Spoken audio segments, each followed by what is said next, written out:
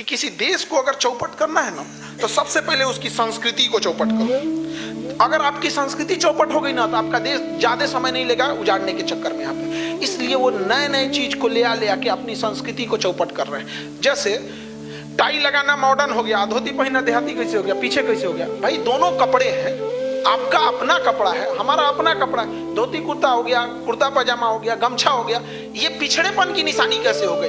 ये हमारे देहात की निशानी है, ये हमारे देहात की है। तुम शहर के हो, तुम्हारी निशानी है। शहर और देहात में कैसे हो गया कि मॉडर्न और ओल्ड? गांव का आदमी ओल्ड मॉडर्न नहीं हो सकता यहाँ, लेकिन उनके दिमाग में भरते गए सब यहाँ पे। आज की युवा पीढ़ियों को देखिए, अपनी घर के मतलब चौराहे पे पैर छूने में या फिर किसी को अपनी संस्कृति को बोलने में उन लोग को हिचकिचाहट होती है। ये अंग्रेज सब बहुत बेहतरीन ढंग से कैसे कि पहले इनसे इनकी संस्कृति को दूर करो, फिर इनसे अपनी संस्कृति करेंगे, गुड मॉर्निंग गुड आफ्टरनून करेगा, फिर धीरे धीरे इसको अपने संस्कृति से इतना दूर ले जाएंगे कि फिर इसको याद भी नहीं रहेगा कि कहाँ से आए थे। आज भारत के लोगों को सिखाते हैं लोग यहाँ पे कि हम लोग क्या मतलब बहुत बड़े मॉडर्न हो गए। ये नासा वगैरह वाले हम लोग को ज्ञान देते हैं। आप जब हम लोग पढ़ाते हैं अंतरिक्ष के बारे में, एस्ट्रोनॉमी, जब हम लोग खगोल के बारे में पढ़ाते हैं, तो वहां हम लोग बताते हैं कि पृथ्वी के बाद मंगल ग्रह है। मंगल के बाद ना बहुत सारे ग्रहों के टुकड़े हैं, छोटे छोटे ग्रहों के टुकड़े हैं, जिन्हें क्षुद्र ग्रह कहते हैं। और ये गिर जाएंगे ना तो पृथ्वी पे अंत हो जाएगा। एगो गिरा था इजिप्टा नाम का, डायनासोरे मर गया सब, एगो गिरल था। और ऐसा ऐसा करोड़ों है सब। और उसको रोक के रखा है बृहस्पति ग्रह। बृहस्पति ग्रह को रोक के रखा है, खींचता है ताकि पृथ्वी पे ना गिर सके। और वही बृहस्पति को इसलिए वैक्यूम क्लीनर कहा जाता है, क्योंकि वैक्यूम क्लीनर खींच लेता है। और बृहस्पति को एक चक्कर लगाने में 12 साल लगता है। और हम लोग 12 साल पे कुंभ का मेला लगाते हैं। 12 साल पे आता है कुंभ, और नासा वाला हम लोग को सिखा रहा है। अरे बला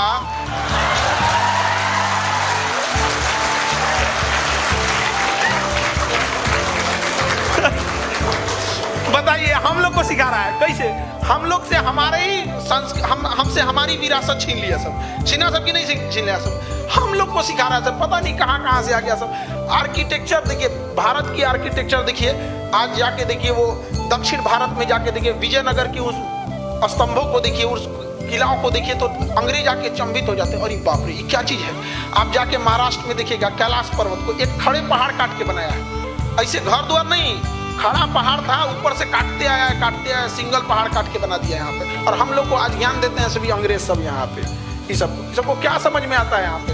तो लेकिन क्या है कि हम लोग कहीं ना कहीं तो कुछ गलतियां हुई हम लोग से। हम लोग आपस में देखिए, एक होता है भाषा। अंग्रेजों को एक चीज देखिएगा, वो जान मार देगा लेकिन ना भाषा खराब नहीं करेगा। आप खुद सोच के देखिए, वो भाषा खराब नहीं करते थे। तो उनको पता था कि कैसे माइंड गेम खेल करना है वहाँ पे। हम लोग में क्या है, आज के युवाओं में भाषा थोड़ा सा ध्यान से समझिए। हम 3 साल में बोलना सीख जाते हैं और जिंदगी भर लग जाता है ये सीखने की बोलना क्या है। तो ये भाषा जो होता है ना, 2 मिनट में आपको चौपट कर देगा। यंग जनरेशन में ना फटाफट लड़ाई झगड़ा कर देते हैं। याद रखिएगा, आप किसी से एक बार अगर उतावला होकर बोल देते हैं ना, जिंदगी भर के लिए बंद हो गया रास्ता आप उससे प्रेम से बात करने का। लेकिन अगर आप उससे प्रेम से बात करते हैं ना, पूरा जिंदगी आपके पास है। जब मन तब उतावला हो सकते हैं उसके साथ, जब मन तब। लेकिन आज देखिए, हम लोग में छोटे मोटे नॉर्मल झगड़ा लड़ाई में बच्चों को आज देख रहे हैं कहाँ चले गए हैं यहाँ पे। तो ये भाषा पे प्लीज आप लोग कंट्रोल करके रखिएगा। कभी किसी दूसरे की बुराई वगैरह नहीं कीजिएगा। यहाँ पर हम लोग की कब मीटिंग हुई थी अभी, हमारे मतलब कुछ देर पहले हम लोग मिले थे, हमारे निशान सर। तो हम लोग भी यही कह रहे थे, सर इतने लोग आते हैं, एक बार सब लोग को मिल के हम तो ऐसे भी करते हैं कि देखिएगा, कभी कभी कोई एक बड़े मंच पे जाके एक व्यक्ति दूसरे व्यक्ति की बुराई कर रहा है। हम लोग जो शिक्षा क्षेत्र से जुड़े हैं, तो हमको इनसे भी गुजारिश रहती है कि चलिए हम सब लोग मिल के कहें, कम से कम ये वो शिक्षक दूसरा के ना बोले, ताकि विद्यार्थी देख के दूसरे को ना बोलेगा यहाँ पर। तो हमेशा ये कोशिश रहती है, कभी किसी की बुराई वगैरह नहीं कीजिएगा। याद रखिएगा, जो आपको बनाया है वही बिगाड़ सकता है आपको, अदरवाइज में कोई नहीं बिगाड़ सकता आपको। माँ बाप अगर चाहते तो बचपने में बिगाड़ देते आपको, नहीं पालन पोषण करते, ऊपर वाला भेजा है ना, वही बिगाड़ सकता है। बाकी इन लोग के रास्ता रोकने से कुछ नहीं होने वाला है। रात कितनी भी बड़ी क्यों ना हो, सुबह होने से नहीं रोक सकती है, होगा सुबह। थोड़ा सा धैर्य बना के आप लोग को रखना है यहाँ पे। तो भाषा की मर्यादा रखनी है ध्यान से, कभी किसी के पीछे बुराई के लिए नहीं करना है। अभी जैसे सर अभी चर्चा कर रहे थे कौन बनेगा करोड़पति, वहाँ हम जब गए थे तो हमको तो खुशी थी कि भैया अमिताभ बच्चन साहब हैं, कौन बनेगा करोड़पति है।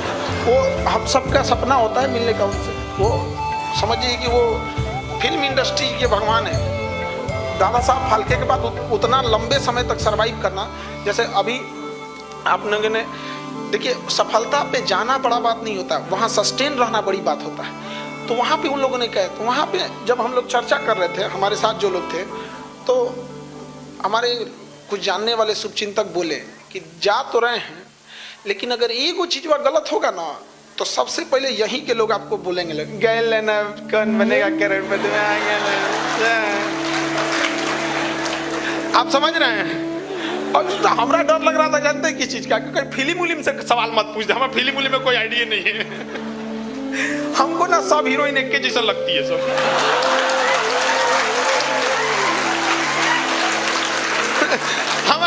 हमको दो चीज में अंतर नहीं समझ में आता, एगो मोबाइल में हीरोइन में सब एक के जैसा लगता है, पूछना पड़ता है यहाँ पे।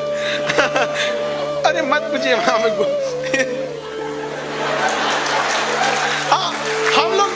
हम लोग शुद्ध देहात वाला आदमी, शुद्ध देहात वाला, और जैसन है वैसने हैं, हमको कोई बनावट वगैरह नहीं है यहाँ पे। कभी भी आप मेरी बातों को भी देखेंगे ना, तो भाषा में जो बिहारी टोन आता है ना, वो आ जाता है। तो कुछ लोग हमसे कहते हैं कि सर आपके बोलने में भी नहीं, हिंदी भाषा में भी बिहारी टोन आ जाता है। हम कहें कि अगर बिहारी हो के बिहारी टोन ना आए तो फिर आए कौन चीज?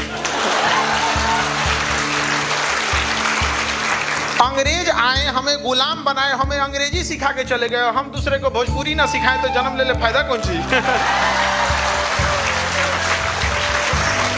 तो कभी बदलने की कोशिश मत कीजिएगा, लेकिन हाँ, जहां है सिंप्लिसिटी में रहिएगा। यहाँ पे कभी दिखावा में मत रहिएगा। यहाँ पे क्या कीजिएगा दिखावा करके? ये संसार की चीजें यहीं रह जाएगी। यहाँ झगड़ा, लड़ाई, धन दौलत, द्वेष, एक दूसरे को पीछा करना, मतलब किसी को पीछे कर देना, उसको बर्बाद कर देना, ये सब चीजें यहीं रह जाएगी। हमारे आपके सबके जीवन में एक ऐसी शाम आएगी जिसके बाद कोई सुबह नहीं होगा। फिर याद आएगी तो हमारी अच्छी काम और कोई नहीं। आज स्वामी विवेकानंद उस युवा अवस्था में जब इस संसार को छोड़ के चले गए, तो क्या चीज याद आता? उनके विचार। तो हमें और सबको ये सोचना चाहिए कि उस दिन के बाद हमारी किस काम को लोग याद करेंगे हम। इसलिए कभी किसी के टांग खींचने के पीछे मत रहिएगा। हम लोग पीछे क्यों हो गए? हम लोग ना 10 आदमी आगे बढ़ता है तो 20 गोकरा पीछे खींचता है कि नहीं? अच्छा, इतनी बेहतरीन संस्था आपकी गायत्री परिवार युवाओं को क्या सिखाता है? यही ना कि भाई आप नशा मत कीजिए, आध्यात्म की ओर बढ़िए, सदुपयोग कीजिए समय का।